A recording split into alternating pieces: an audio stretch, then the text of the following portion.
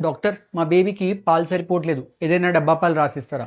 ఇది ఓపీడీలో చాలా మంది పేరెంట్స్ కామన్గా అడిగే question. Especially first time mothers, anxious mothers తరచూ అడుగుతూ ఉంటారు. సో మీ బేబీకి పాలు సరిపోతున్నాయా లేదా అని కరెక్ట్గా తెలుసుకోవడానికి కొన్ని సైన్స్ చెప్తాను, జాగ్రత్తగా వినండి. ఫస్ట్, బేబీ రోజుకి 5 నుంచి 6 సార్లు లేదంటే అంతకంటే ఎక్కువ మూత్రం పోస్తుందంటే బేబీ హైడ్రేషన్ కరెక్ట్గా ఉంది, మీ పాలు సరిపోతున్నాయని అర్థం. సెకండ్, బేబీ పాలు తాగిన తర్వాత 1.5 నుంచి 2 గంటలు హాయిగా పడుకుంటుందంటే బేబీ కడుపు నిండింది, మీ పాలు సరిపోతున్నాయని అర్థం. థర్డ్, పాలు తాగక ముందు యాంగ్షియస్గా ఉన్న బేబీ పాలు తాగిన తర్వాత రిలాక్స్గా అయిపోతుందంటే మీ పాలు సరిపోతున్నాయని అర్థం. Fourth most important, weight gain. So మీ బేబీస్ కరెక్ట్గా వెయిట్ గెయిన్ అవుతున్నాయో లేదా రెగ్యులర్గా చెక్ చేసుకోవాలి.